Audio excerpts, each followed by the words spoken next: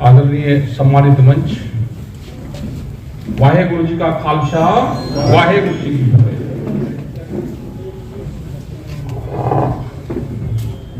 सभी का ठीक है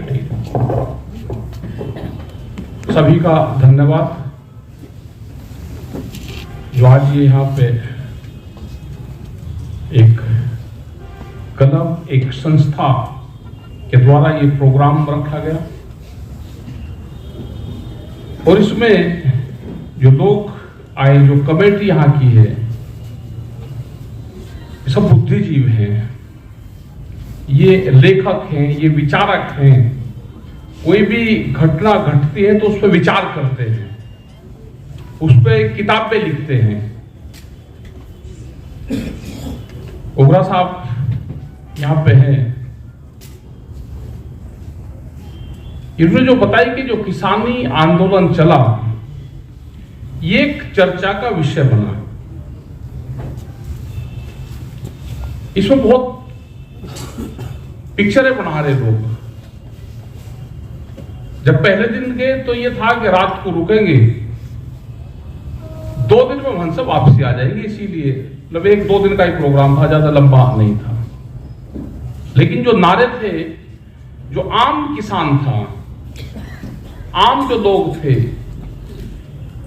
जब प्रेस के लोग उनसे पूछने लगे तो उन्होंने कहा कि नहीं, 6 महीने का राशन हमारे साथ में है। पंजाब में 3 महीने पहले आंदोलन शुरू हो गया था। पंजाब के लोग गुरुद्वारों से अरदास करके गए थे कि हम दिल्ली की तरफ को जा रहे हैं, जब तक कानून वापसी नहीं होगा तो वापसी नहीं आएंगे। पंजाब के लोगों की पहरेदारी हरियाणा के लोगों ने की, उन्हें सपोर्ट किया।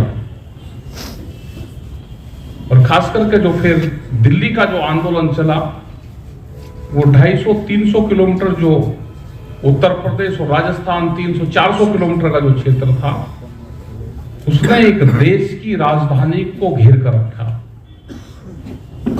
बहुत आंदोलन हमने भी दिल्ली में किए, लेकिन दिल्ली जब भी जाती थी तो अकेली जत्थेबंदी जाती थी। उत्तर प्रदेश से चले गए कुछ लोग, राजस्थान से चले गए कुछ, कर्नाटक से आ गए। एक जत्थेबंदी या 2 जत्थेबंदी पंजाब से चली गई, एक दिन प्रोग्राम करा, फिर वापसी आ गए। फिर किसी दूसरी जत्थेबंदी ने करा, उसने डेट रख ली, वो चला गया, वो वापसी आ गया। बड़ी चीज रही कि 32 जत्थेबंदी पंजाब की इकट्ठी हुई, और जब पूरी की पूरी जत्थेबंदी इकट्ठी हुई तो पूरा देश जब जुड़ा। तो आज भी जब प्रेस के लोग या सरकार के लोग क्वेश्चन करते हैं कि अब तो जत्थेबंदी टूट गई, अब तो मोर्चा टूट गया, तो बड़ा अजीब लगता है। मोर्चा ना टूटा था, ना टूटा है और ना टूटेगा, क्योंकि मुद्दे सबके एक हैं। कुछ डिफरेंसेस हो सकते हैं विचारों में, क्योंकि बहुत विचारधारा के लोग हैं।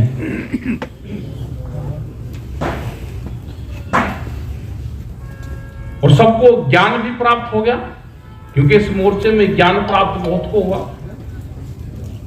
किसी को इलेक्शन का भूत सवार था तो वो भी उतर गए।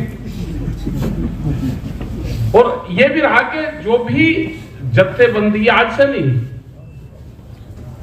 ये बहुत पहले से जितनी भी जत्थेबंदी देश में हैं, जो किसानी मूवमेंट में हैं, ये 84 से 84 के आसपास से लगा के चलो, तमिलनाडु से लगाओ या कर्नाटक से लगाओ, जो भी इलेक्शन में गया है वो कभी कामयाब नहीं हुआ।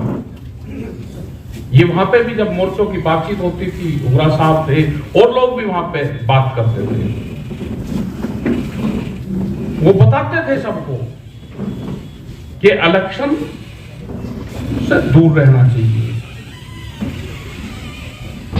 हमारी उत्पत्ति इलेक्शन नहीं है। हमें समाज में जो जिम्मेदारी दी है वो ये दी है कि आप आंदोलन करो। वहां पे ये लोग ये मान लें कि ये जितने भी लोग आ रहे हैं ये वोट में हमारे साथ में तब्दील हो जाएगी, नहीं। वहां पे लंगर जो लगे हुए थे वो सबके लगे हुए थे, सब विचारधाराओं के लोग थे। अकालियों के कोई खिलाफ बोलता था तो वहां उन्हीं टेंटों में लोग बैठे रहते थे, वे कहते नहीं अकालियों के खिलाफ नहीं बोलना, तो इसका मतलब अकाली विचारधारा के लोग वहां पे थे। बीजेपी के खिलाफ अगर बोलते थे तो बीजेपी के कहते था ना, बीजेपी पार्टी के खिलाफ नहीं बोलना जी, सरकार के खिलाफ बोलो, तो इसका मतलब बीजेपी विचारधारा के लोग वहां पे थे। कांग्रेस के खिलाफ बोलते थे तो वहां पर लोग थे, फिर भी समझ में नहीं आया। लेकिन सबको तजर्बा हुआ 13 महीने के आंदोलन में, और जो सबसे बड़े जो आंदोलन चले पूरे देश और दुनिया में, उसमें से ये एक आंदोलन रहा, इसका हिस्ट्री में नाम लिखा जाएगा। आज के पूरे देश भर में मीटिंगें चल रही है, एक बड़ा आंदोलन फिर हूं स्वामीनाथन कमेटी की रिपोर्ट पे, एमएसपी गारंटी कानून पे, बेरोजगारी पे, ये जो संस्थाओं को बेचा जा रहा है इस पे, नौकरी के सवाल पे। तो अब के आंदोलन में सब लोग साथ जुड़ रहे हैं, वे बात करते हैं सब लोग, और विश्वास संयुक्त मोर्चे के ऊपर है। हम केरल में गए, तमिलनाडु में गए, कर्नाटक गए, संयुक्त मोर्चे पे सब लोग विश्वास करते हैं, खास करके पंजाब पे करते हैं। पंजाब का जिक्र हर जगह आएगा, हमारे गुरुद्वारों का जिक्र हर जगह आएगा, लंगर का जिक्र हर जगह आएगा, वे उसकी बात करते हैं, वहां पे चर्चा करते हैं। नेपाल के अंदर गए तो बहुत सम्मान, वहां पे जो संगठन है नेपाल के, जो किसान संगठन है, और वहां पे करीब 7-8 कंट्री के लोग वहां पे आए हुए थे, वहां पे मीटिंग वहां पे थी। तो सब लोग इस किसानी आंदोलन को देखते थे, क्योंकि जो हमारा संगठन है वो 73 देशों में काम करता है। वे लोग सब देखते थे, सब किसानी आंदोलन को उसको जानते थे वे लोग, उन्हें बहुत सम्मान दिया। जो भारत से लोग गए थे तो उनको बहुत सम्मान से उन लोगों ने देखा कि उन्होंने एक आंदोलन चलाया, और उन्होंने कहा कि उसी तरह पे हम आंदोलन करते थे ट्रैक्टर के साथ में। जो ट्रैक्टर वाला मूवमेंट आया वो इसी आंदोलन से आया। तो आज भी हमारी कोशिश ये है कि जितने जत्थेबंदी पंजाब की है उसका हम सब लोग लगे हुए हैं कि फिर दोबारा एक जगह ही प्लेटफॉर्म पर आए, और पंजाब अगर इकट्ठा रहेगा तो ये देश इकट्ठा रहेगा, क्योंकि पंजाब पे पूरे देश को विश्वास है। ये चलते हैं रंग बिरंगे झंडे लेकर, जब चलते हैं अलग अलग जत्थेबंदी के लोग, तो उससे लगता है कि पूरा देश एक है, और तो सब जुड़ जाएंगे। उत्तर प्रदेश में कोई ज्यादा जत्थेबंदी वहां है ही नहीं, हरियाणा में खाप पंचायत है, वे कभी एसकेएम की मीटिंग जो 40 लोग की हमारी कमेटी थी, वे कभी उसमें भी नहीं रहे। उन्हें कहा था कि हमारी जिम्मेदारी पहरेदारी की है, हम पहरेदारी देंगे, जब तक भी दिल्ली के चारों तरफ लोग बैठे, हरियाणा की तरफ से हर संभव उनको मदद मिलेगी। दिल्ली अगर हमला करेगी तो हम उनकी सपोर्ट करेंगे। तो उनकी बहुत बड़ी सपोर्ट खाप पंचायतों की उसकी रही, क्योंकि खाप पंचायतों का इतिहास और गुरुओं का इतिहास एक रहा है। जितने भी हमारे गुरु रहे और खाप पंचायत, उन्होंने आंदोलन इकट्ठे लड़े।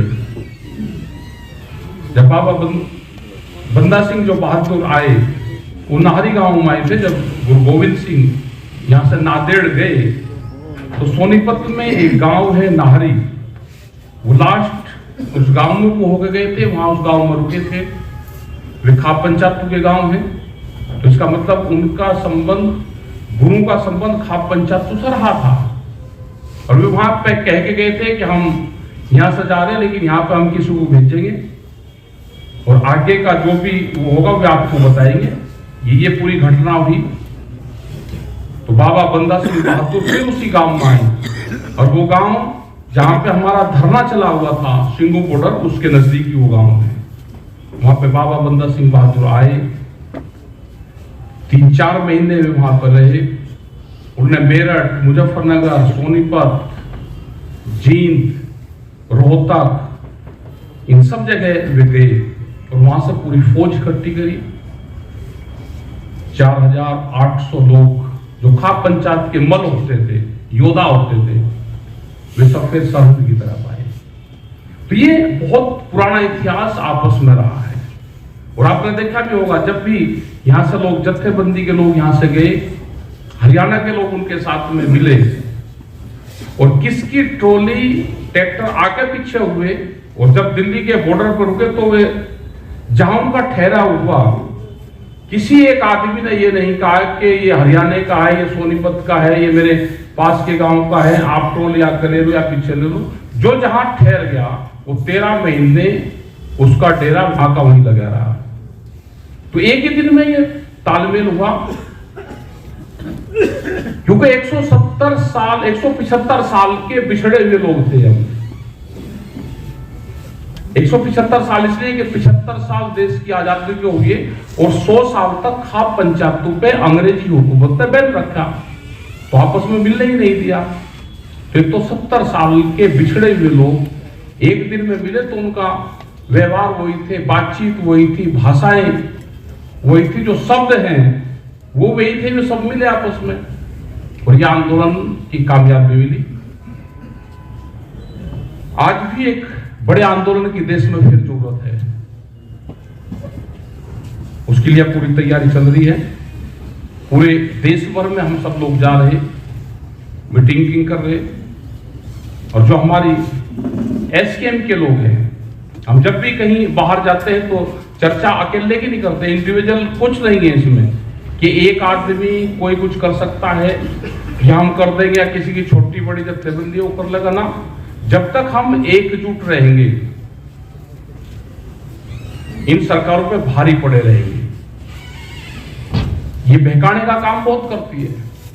अभी मोदी जी ने कहा कि राजस्थान में अब चुनाव है, तो उन्होंने बाजरे की बात करी, बाजरे की रोटी खा रहे हैं, बाजरे का बहुत प्रचार कर रहे हैं, जिससे राजस्थान का किसान खुश हो जाए कि देश का प्रधानमंत्री बाजरे की बात कर रहा है। ना ना, बाजरे की बात नहीं कर रहा, वो एक चीज वो करेगा जिससे कि वहां की जनता अटैचमेंट हो। ये बहुत खतरनाक आदमी है। इन्होंने बात करी 19 नवंबर में गुरु गोविंद सिंह के जन्मदिन में, कहते कि 3 काले कानून वापसी ले लिए तो सिख समाज साथ में हो जाए। अभी भी बात करी, अभी भी जब ये शहीद की धारा जो चल रहा था, इसमें भी वे वहां पे गुरुद्वारे में गए, लेकिन इनके बहकावे में बताना, ये बहरूपिया है, कौन सा रूप कब बदलता है, तो इनके पास में पूरी लिस्ट बनी हुई है। तो ये कुछ भी कर ले, इनको कभी बाप नहीं करेगा। आज ये केसरिया रंग की उसकी बात करते हैं, जब केसरिया ध्वज लाल किले पे लगा तो कितना बदनाम करने की कोशिश करी, पूरे रास्ते बंद करे हमारे, और लाल किले का रास्ता खोल दे के वहां चले जाओ लाल किले पे। भाई किसानों को जाना होता तो पार्लियामेंट पे जाता, उनको तो लाल किले पे जाना ही नहीं था। किसानों तो अपने ट्रैक्टर, जो ट्रैक्टर 10 साल पुराने बंद कर दिए, वे दिल्ली की सड़कों पे को चलाकर दिखाने थे, उसके रूट दिए थे इन्होंने, इस रूट से निकल के आप वहां से निकल जाना। वे रूट बंद करे पक्के, उसमें बैरिकेडिंग करी, फायर ब्रिगेड की गाड़ी लगाई और दूसरे रास्ते खोल दिए कि ये रास्ता जा रहा है किले में, यहाँ चले जाओ। आम किसान है जिसको अपने खेत और दूसरे गांव का रास्ता नहीं पता, वो किसान दिल्ली में सड़कें थोड़ा उसको पता है, उसको लाल किले पर जाएगा जी, लाल किले को बदनाम कर दिया जी, झंडा बदनाम कर दिया, नेशनल फ्लैग वो करा। भाई आप एक नेशनल फ्लैग की बात करते, ये किसान तो 10 लाख नेशनल फ्लैग लेकर अपने ट्रैक्टर के ऊपर गया था। आज भी हमारे बच्चे शहीद होते हैं तो फ्लैग में ही लपेट खाते हैं, तो इनको कोई लगाव किसी से नहीं है। ये देश की जनता ये चीजें समझ गई है। ये वोट में भी बेईमानी करते हैं। उत्तर प्रदेश में भी यही हुआ। तो फिर एक बड़े आंदोलन की जरूरत देश में है, उस पर लगे हुए हैं सब लोग। पूरे देश भर में आप मीटिंग करते हैं और पंजाब के जो लोग हैं, जो विचारक हैं पंजाब के, जो किताबें लिख रहे हैं, जो इन पे सेमिनार हो रही है, इनसे ही आने वाले टाइम पे देश के किसानों को, नौजवान को, मजदूर को, आदिवासियों को, इनको फायदा मिलेगा। और हमारी कोशिश यह है कि पंजाब की जत्थेबंदी अलग अलग ना हो, वे सब एकजुट रहे। इलेक्शन लड़ने गए तो हमने कहा कि छुट्टी पर गए, वापसी आ गए। उनको कभी नहीं कहा कि इलेक्शन लड़ने गए, छुट्टी पे गए थे, वापसी हो गए। कुछ वापसी हो जाएगी, कुछ हो जाएगी, कुछ एक आज तिड़क जाएगा। अगर सरकार के चक्रों में फंस गए, क्योंकि सरकार का सबसे पहला अब टारगेट एक ही है कि एसकेएम को तोड़ा जाए, इनको झगड़े करवाए जाए। उत्तर प्रदेश में उनका मिशन चल रहा है कि खाप पंचायतों को, और हरियाणा में एक खाप पंचायत दूसरी खाप पंचायत के खिलाफ रहे। दूसरा मिशन उनका ये चला हुआ है, क्योंकि हमारे लोग भी संघ में हैं, वे अंदर की बात बताते रहते हैं हमको भी। उन्होंने कहा कि 2 मिशन चल रहे हैं अभी। पहला एक खाप पंचायतों को तोड़ना, एसकेएम को तोड़ना। आप कैसे इससे डील करोगे वो आप देख लेना। फिर ये जातियों को लड़ाते हैं आपस में, ये अपने आप किसी न किसी की मूर्ति तोड़ देंगे, उसको लड़ाएंगे, जैसे अभी हरियाणा में चला हुआ है पिछले 4-5 दिन से। तो इन सब चीजों से हम बच के भी रहते हैं, और अब आपस में कोई लड़ता भी नहीं, कोई एक दूसरे के खिलाफ वो भी नहीं बोलता, क्योंकि लड़ने के लिए तो सरकार ही उसी के खिलाफ लड़ दो जितना लड़ रहा है, आपस में लड़ने की जरूरत ही नहीं है। तो आप सबका धन्यवाद जो लोग भी यहाँ